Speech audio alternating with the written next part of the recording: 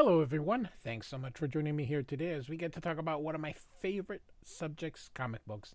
My name is Jose. I love comic books. I love talking about them. I love sharing them with you. Feel free to follow me on social media if you would like. Links are in the description below. I've also posted a link to the Marvel fan site that'll have plot synopsis and character bios for this issue. Giant sized annual.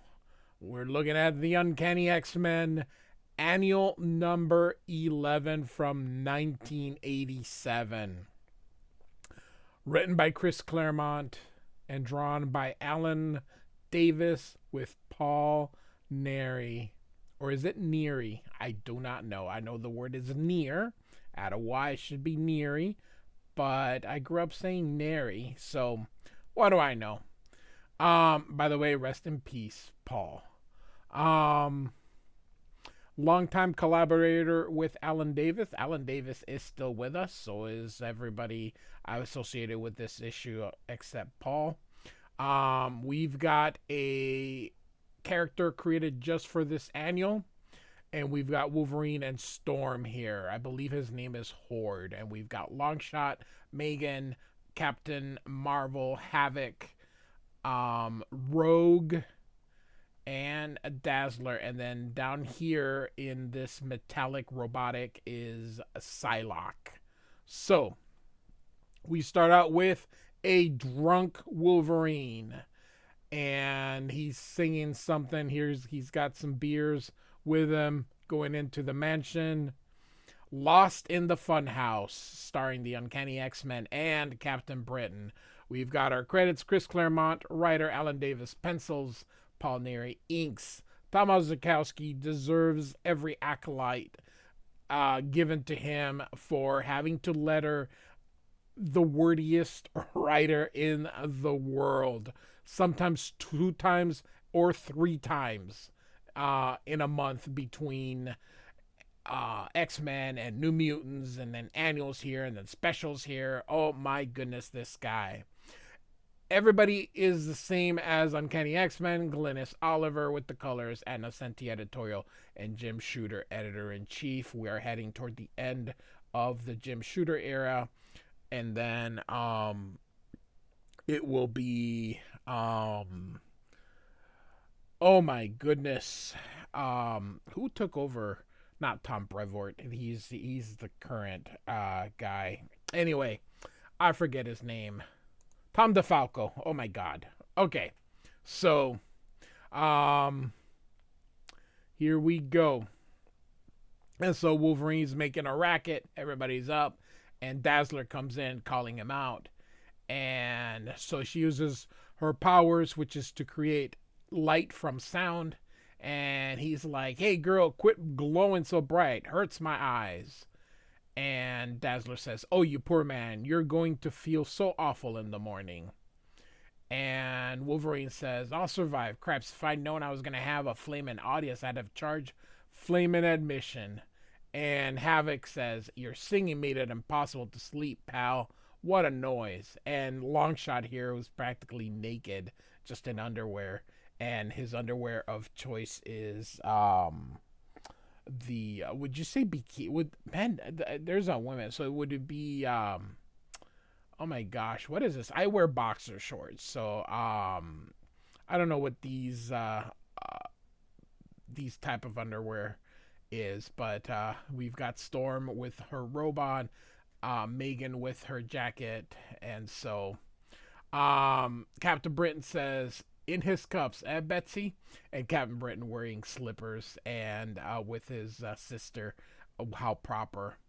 "I fear so, Brian," says Psylocke. "X-Men, to your health," as he pops up a claw and slashes the top of the beer and then just drinks it, just chugs it. And he burps here. And Havoc says, "Charming, a real class act. Mister, you are drunk." And he says, and Wolverine says, "The blazes I am.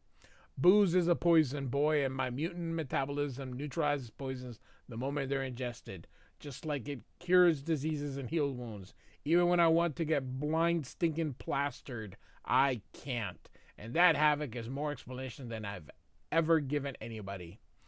And we have here, so this would be Dazzler. Wolverine, if something's wrong, if you need a shoulder to lean on, please let us help. And Wolverine says, appreciate the thought, darling, but this is none of your business. Good night, you all. And he continues singing here. And Longshot says, is this a bad thing, Wolverine? Wolverine's done. And Dazzler says, Longshot, it sure is. Storm, can't we do anything for him? And Storm replies, as Wolverine said, Allison, this is a private matter. Leave him be, my friends. Tomorrow he will be himself again. Like this panel here, a little bit of the screen tones being applied. And I think this is the last issue Alan Davis does on X-Men till he takes over the adjective-less X-Men in the late 90s, early 2000s, late 90s. And anyway, Psylocke says, tea will be brewed in a minute, you two. Cakes are on the table. And Brian says, how'd you know I was hungry, Betsy? Read my mind? And Psylocke says, no need. Sisters can tell these things. And Megan is looking at a toaster oven. She's saying, oh, wonderful, a television. Mind if I watch? Oh, it is a television. I'm sorry. That way I won't disturb Brian and Betsy's chat, she thinks. Go right ahead, Megan. It's good to see you again, Brian, says Psylocke. I'm sorry Wolverine spoiled your first night here. Will he be all right, says Captain Britain. And Psylocke says, Storm knows him. She leads the X-Men. I trust her judgment. So real quick, in about a year or so from this, maybe a year and a half, will come Excalibur. It could be within the next year though. No, you know what? It will be longer than that because Excalibur comes about a year before the Inferno. So, anyway, Captain Britain continues here. What about your own? Have you found what you were looking for here at Xavier's school as a member of the X-Men? And Psylocke says, I thought I'd be safe, that Xavier would be a sort of haven where I'd regain my strength and self-reliance so I could get on with the rest of my life. But I was wrong. Nowhere is safe, and no one. And then she continues, first of all, real quick, I love the screen tones being applied here. Will the nightmare ever end, Brian? Are we mutants forever, marked by our parahuman abilities, like Cain, to always be hated and hunted and too often slaughtered?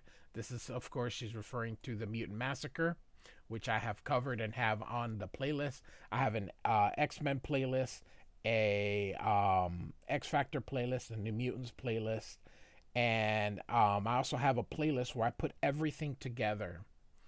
Wolverine is also in there. So, and Captain Britain says, stop it, Betsy. I won't accept such talk. I can't be afraid, she says. You can't let it destroy you, then he replies. And then Captain Britain continues, I don't understand. I've seen you take blows that would smash the strongest spirit and not survive, but triumph. And, Psylocke continues, I can endure, but as an X-Men, Brian, I have to fight. This is a band of warriors, and I wonder, do I truly belong, and if so, why? You see some of the team, like Havoc, choose the glory road out of duty. Some, like poor Dazzler, because fate gives them no real choice, but others seem actually born to it. Wolverine is one, Storm is another. I must know, Brian, which am I? I think Alan Davis was born to draw the X-Men. And so we are in Wolverine's room, and he's taking a shower here. And he says, he thinks here, some righteous binge, even by my standards. And so he puts on his robe, ain't dulled the pain a bit. And then in Japanese, he thinks, I should be ashamed, Mariko chan, for the way I chose to honor the anniversary of our wedding that never was. And so as he kneels, and there you can see a picture of him and her. You called it off, sent me away, told me not to return. And that, of course, is because she was under the influence of Mastermind. But eventually, she wants to bring honor to the her family because her father was a crime lord. Until you had proved yourself worthy of me as I had of you, I should be samurai. I should be strong. But I love you, Miko. How can any warrior survive when he's cut out his heart? And yet, how can I not, in honor, respect your wishes? And then out loud here, Wolverine would he take what he wanted, the devil with the rules, morality, and honor. But I'm Logan too, and like it or not, Logan's a man. Sometimes, though, it hurts so bad missing you. The warrior's way seems so hard. Forgive me, Mariko. I feel as though I'd give my soul for things to be different. And so now we are in Storm's attic here, and I'll kind of move this. She's talking to the plants, and picks up this thing here, and she feels there's an intruder, so she's gonna use this to defend herself. And you can see kind of the shadow of a hand here. But Storm's knocked out, and Psylocke feels it, and she tells everyone that she's under attack, and she alerts the team. Here comes Rogue, and Captain Britain and Megan are gonna fly in there, so they all burst through the attic. And I like how they don't show anything, but in the cover you know exactly what this is or who this is here.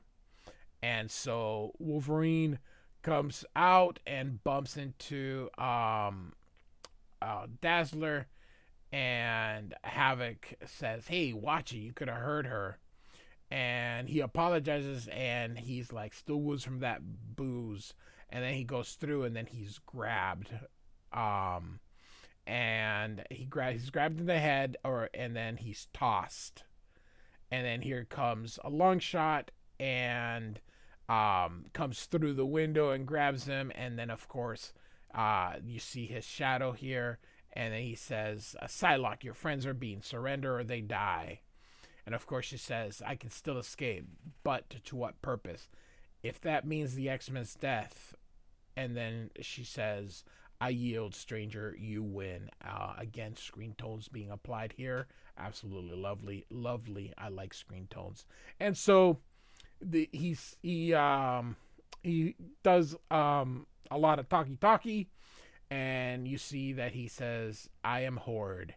If you would be so kind as to join your companions, we'll be on our merry way." So he's got everyone here, and this is a pretty cool panel here. I don't think he's ever showed up again. You can check on that website. I'm not interested in checking if he's ever appeared in anything else but this.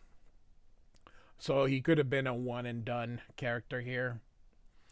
And so he says here he's like a mutant. He's set apart from the human race. And he says he chooses to rule. And so Wolverine says, "You figure on ruling us, bub?" And Horde says, "Dear me, no. That is already an accomplished fact. Come to me, Storm, my proud beauty. Make proper oh my gosh, I have no idea. That's a big word. Obeisance? I have no idea. I guess it would be like reverence. So proper reverence to your new master. How fiercely she glares. If looks like, you believe you can defy me. Evidently, our initial encounter was an insufficient demonstration of my power," he says. And so he puts the uniforms on everyone, and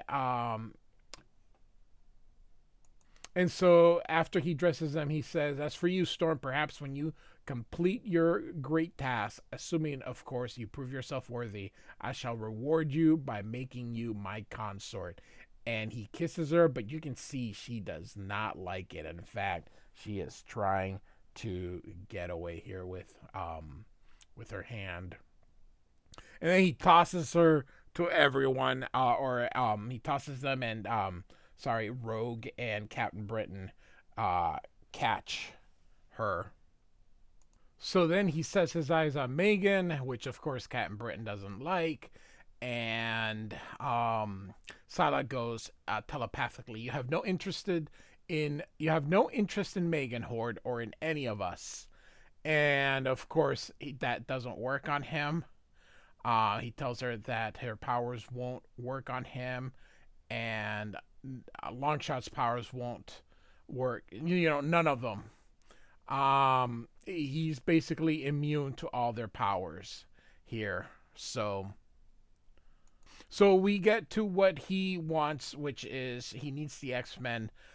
He says he studied them and he needs them to make him the Lord of all creation. Wolverine's, of course, I love this, with his arms crossed. "That's a tune we've heard before.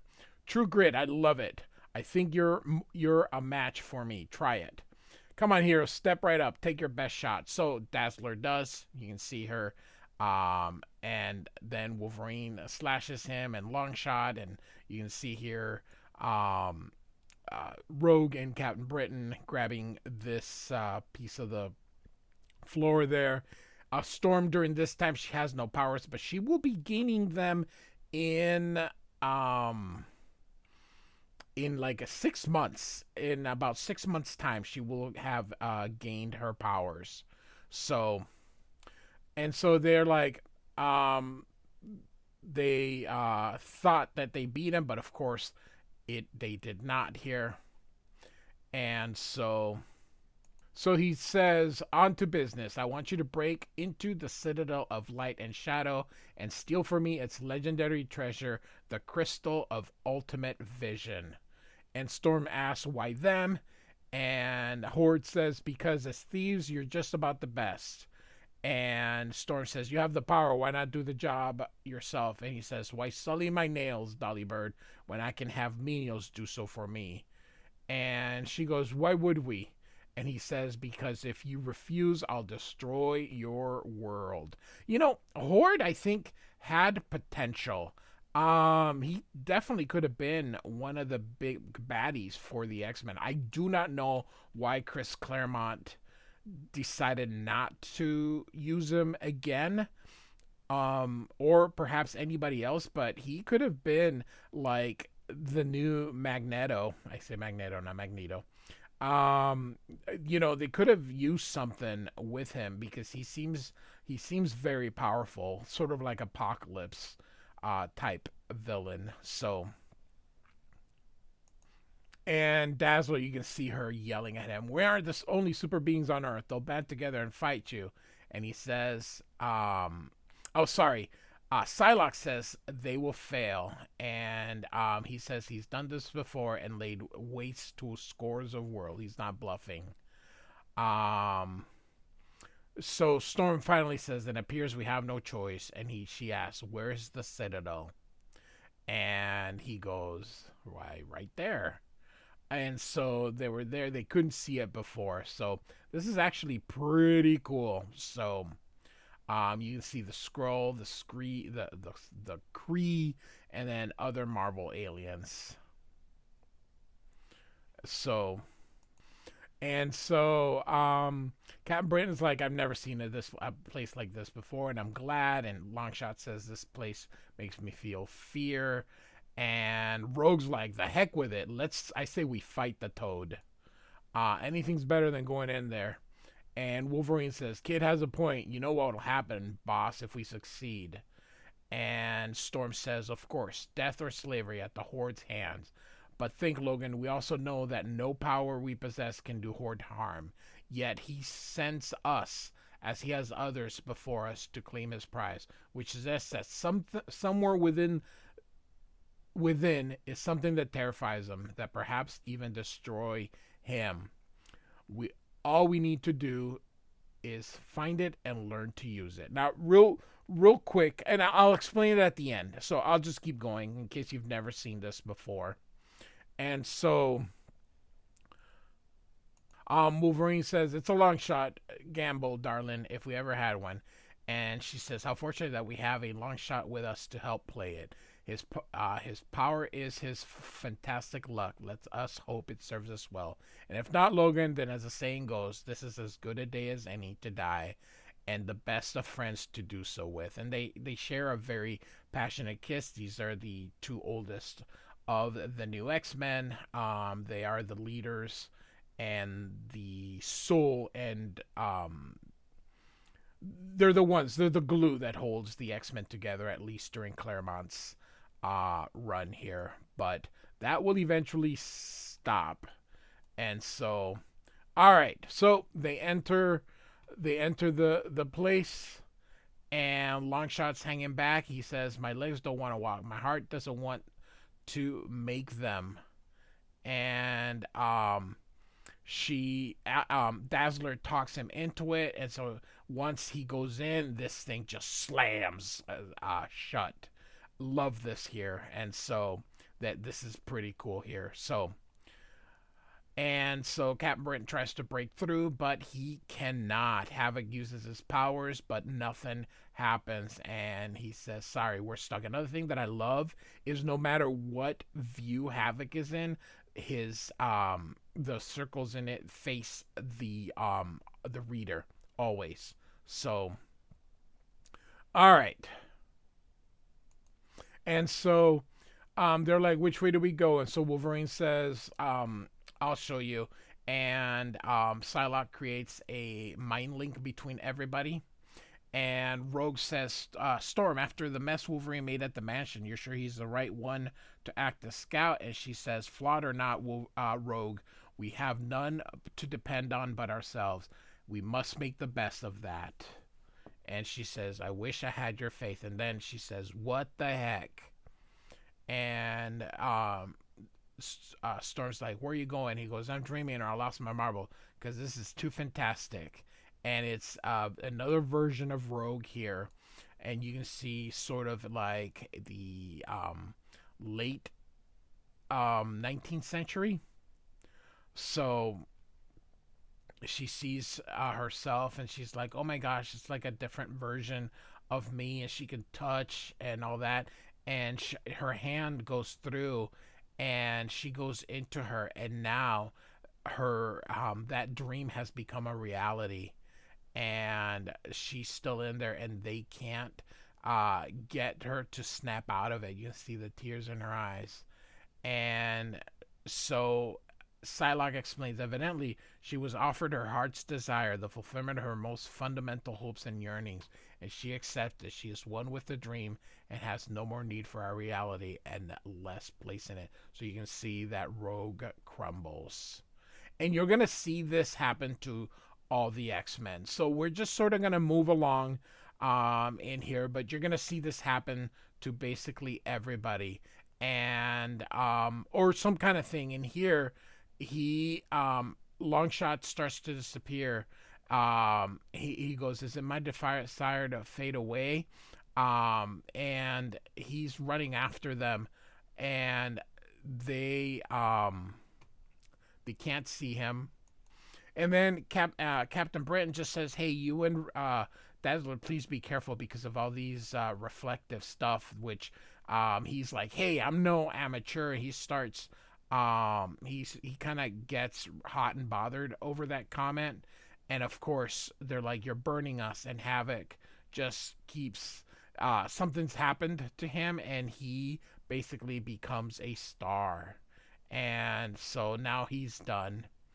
And so Storm asks if there's any signs of Wolverine, and she says, "I sense them. He's far ahead, traversing a fantastic maze, thus far without incident." So you can see some big creature here was in there. And Dazzler finally notices that Longshot is disappearing, and she's like, "Help him." And now he's gone, and she's crying, And so she leaves, leaving them. And as she's running, um, she's Psylocke gets to her, and she's like, Longshot made his own free choice, Allison. You mustn't blame yourself. And he says, he made it for me. Will you stay away then or rejoin us? And she goes, you'll still have me? And she goes, of course. Um, and she says, I wish I had your strength and confidence. Next to you and Storm and Rogue, I'm such a waste. My light, it's going out. So all of a sudden you see the black. And now all of a sudden she sees herself as a lawyer here taking on the Kingpin. And she becomes a Supreme Court justice. And she's thinking about her father, who was a lawyer. He loved the law. And now she sees herself as a superstar or singer. And then she sees herself as a lady here, homeless, who just um, she feels some comfort in that, and believe it or not, she ends up becoming the homeless lady. So between the choice of being a lawyer, a music superstar, and the homeless lady, she ends up choosing the homeless lady, which is something different here. You can see that Psylocke is angry and hits this, and the building starts to collapse.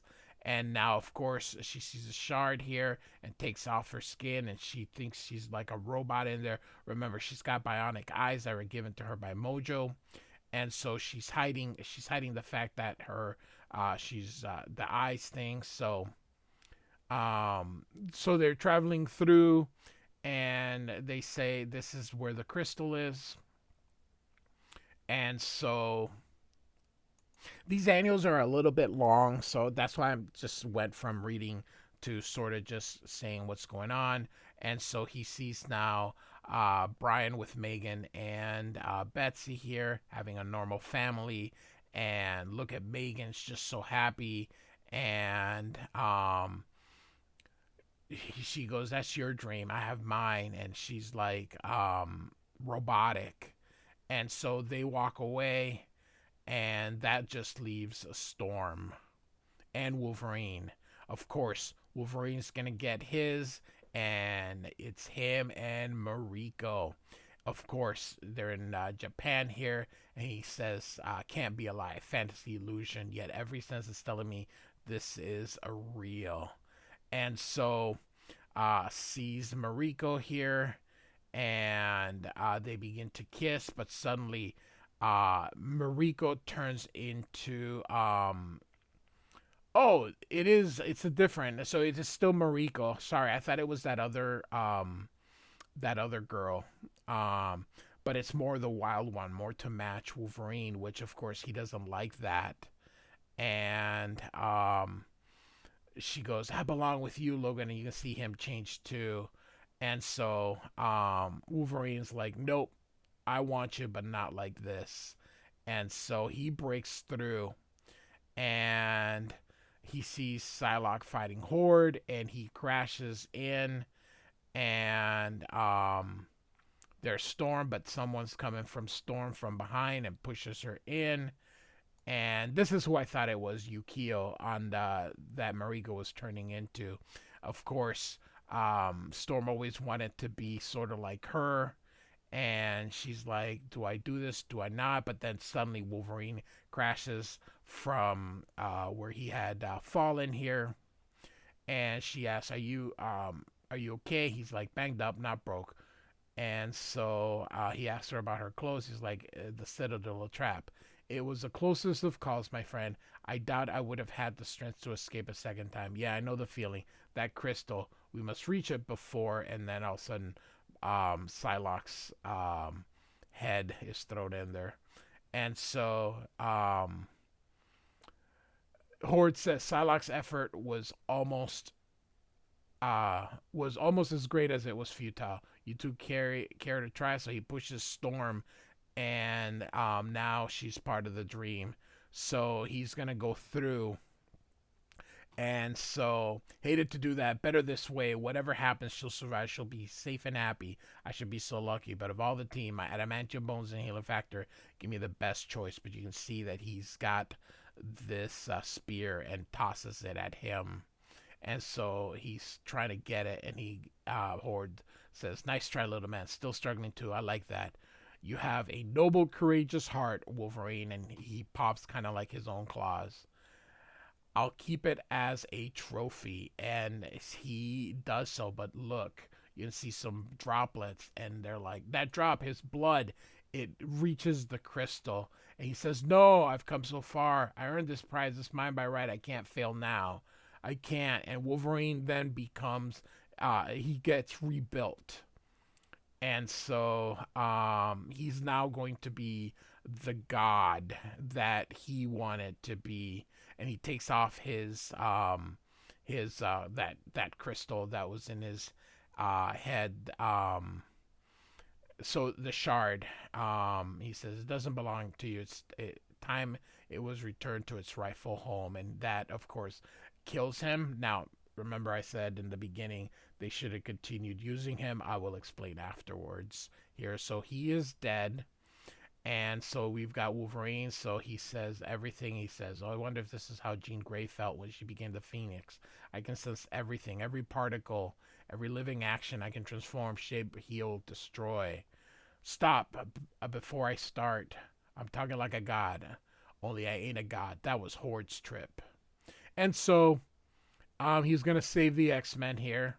And so he breaks this crystal thing, and everybody wakes up in their rooms here, but they're still in their costumes. And everyone is like, "Oh my god, I can't believe everything that happens." And they go to check on Wolverine. He's in his room watching over them. And Storm kind of contemplates there. And then we end with the crystal and the place being rebuilt. So, X-Men Annual 10. So what I say is, in Marvel, deaths are jokes. You can bring them back. You could have found a way. I think he would have been pretty cool. I think you know, for a one and done character it's pretty well, but can you imagine if doing something where he's now wanting vengeance? That would have been really cool. And he's got a grudge with the X-Men, which would have been something personal. Like, unlike all the other enemies, they don't really have grudges, except perhaps the Juggernaut does because of Xavier. But it would have been nice if something could have been done to bring him back, and then he's just a thorn in the X-Men side, sort of like a Thanos. Maybe depower him a little bit so that he can't always thing, but keep him strong enough that he can still be a pain. So anyway, X-Men Annual 11 by Chris Claremont, Alan Davis with Paul Neary. I'll say Neary. Like and subscribe. I do thank you so much for listening. Goodbye.